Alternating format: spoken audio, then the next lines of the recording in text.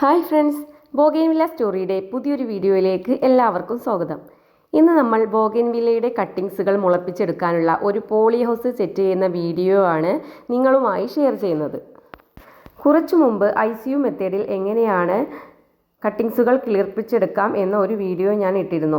ചെറിയ ചട്ടികളിലും കവറുകളിലുമെല്ലാം ICU method ചെയ്യുമ്പോൾ കട്ടിങ്സിൽ കിളിർപ്പുകൾ വന്ന് വലുതായി അവ കവറിൽ തട്ടും. കവറിൽ ജലാംശം കൂടുതലായതുകൊണ്ട് തന്നെ ചിലപ്പോൾ ഇലകൾ അഴുകിപ്പോവാറുണ്ട്.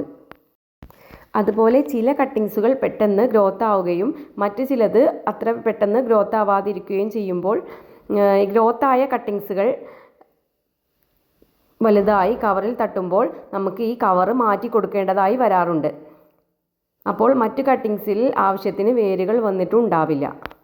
അതിനെല്ലാം ഒരു ഉപാധിയായാണ് ഞാൻ ഈ പോളി ഹൗസിൻ്റെ വീഡിയോ നിങ്ങൾക്കായി പരിചയപ്പെടുത്തുന്നത്.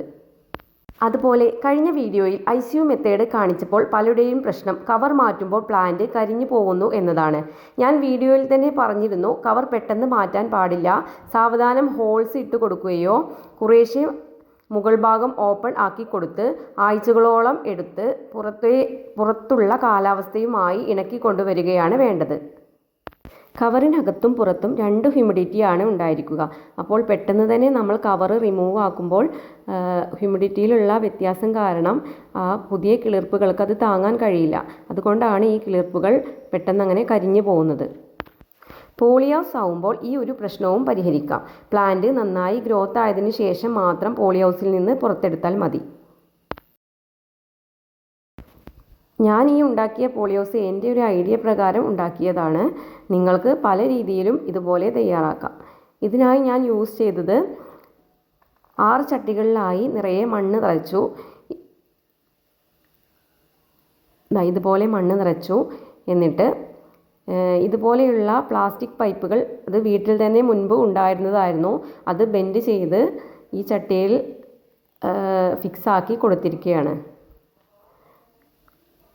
ഇതുപോലെ 3 പ്ലാസ്റ്റിക് പൈപ്പുകളാണ് ഞാനിങ്ങനെ ബെൻഡാക്കി കൊടുത്തിട്ടുള്ളത്. ഏകദേശം 2.5-3 മീറ്ററോളം എൻ്റെ പോളി ഹൗസിന് നീളമുണ്ട്. ഒരു 2 മീറ്ററോളം 2 മീറ്ററിൻ്റെ അടുത്തായിട്ട് വീതിയും ഉണ്ട്. കുറച്ച് സ്ട്രെങ്ത് ലഭിക്കാനായി വീട്ടിലുണ്ടായിരുന്ന പഴയ കമ്പിയും ഇതുപോലെ കെട്ടി ഒക്കെ സെറ്റാക്കിയിട്ടുണ്ട്. നിങ്ങൾക്ക് ഇതുപോലെ ത്രികോണാകൃതിയിലോ കമ്പുകളോ ഒക്കെ ഉപയോഗിച്ചൊക്കെ പോളി ഹൗസ് നിർമ്മിക്കാം. ഞാൻ വീട്ടിലുള്ള സാധനങ്ങൾ ഉപയോഗിച്ച് വളരെ കോസ്റ്റ് എഫക്റ്റീവായിട്ടാണ് ഈ ഒരു പോളി ഹൗസ് നിർമ്മിച്ചിട്ടുള്ളത്.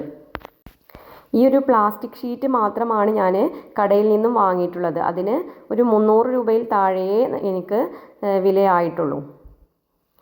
താഴെയും ഇതുപോലെ ഒരു പ്ലാസ്റ്റിക് ഷീറ്റ് വിരിച്ചിട്ടുണ്ടായിരുന്നു. അതിനുശേഷം ഒരു വലിയ ഷീറ്റ് എടുത്ത് ഒരു 6 മീറ്ററോളം നീളത്തിലുള്ള ഒരു ഷീറ്റാണ് ഞാൻ എടുത്തിട്ടുള്ളത്. അതുപയോഗിച്ച് ഈ ഒരു പോളി ഹൗസ് മൊത്തമായിട്ടും കവർ ചെയ്ത് കൊടുക്കുകയാണ് ചെയ്തിട്ടുള്ളത്. ഇതിപ്പോൾ ഞാൻ ഡയറക്റ്റ് മഴയും വെയിലൊക്കെ കൊള്ളുന്ന ഒരു സ്ഥലത്താണ് ഇത് തയ്യാറാക്കിയിട്ടുള്ളത്. നിങ്ങൾക്ക് വേണമെങ്കിൽ ഒരു ഷീറ്റിൻ്റെ താഴെയോ ഒക്കെ ആയിട്ട് റെഡിയാക്കാം. അങ്ങനെയെങ്കിൽ ഇത്രയും സ്ട്രെങ്ത്തിൻ്റെ ഒന്നും ആവശ്യവുമില്ല. അതുപോലെ ഷീറ്റ് തിരഞ്ഞെടുക്കുമ്പോൾ അത്യാവശ്യം ലൈറ്റ് കിട്ടുന്ന രീതിയിലുള്ള ഷീറ്റ് തിരഞ്ഞെടുക്കാനായിട്ട് ശ്രമിക്കണം. ഞാൻ ഈ ഒരു ലൈറ്റ് ആഷ് കളറിലുള്ള ഷീറ്റാണ് എനിക്ക് കിട്ടിയിട്ടുള്ളത്. അതിനുശേഷം ഫുള്ളായി ഇങ്ങനെ ഈ ഷീറ്റ് ഉപയോഗിച്ച് കവർ ചെയ്തതിന് ശേഷം താഴേക്കൊക്കെ ഫോൾഡ് ചെയ്ത് കൊടുത്തിട്ടുണ്ട്.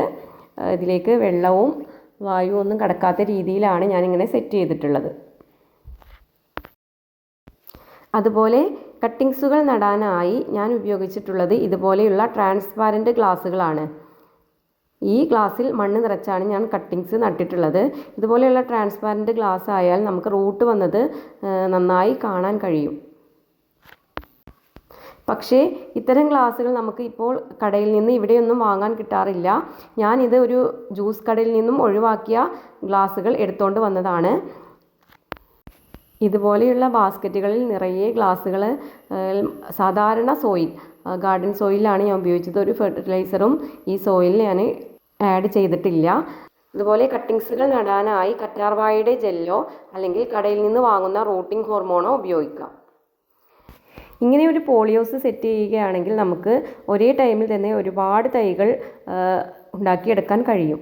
ഞാൻ ഇതിൻ്റെ അകത്ത് തൈകൾ വെച്ചിട്ടുള്ള ഫോട്ടോ വീഡിയോയും എൻ്റെ കയ്യിൽ നിന്ന് മിസ്സായി. അതുകൊണ്ടാണ് ഞാനിപ്പോൾ അത് കാണിക്കാത്തത്. എന്തായാലും ഇതിൻ്റെ അപ്ഡേറ്റ് ഞാൻ എന്തായാലും നിങ്ങളെ നെക്സ്റ്റ് ഒരു വീഡിയോയിൽ ഞാൻ കാണിക്കുന്നതായിരിക്കും.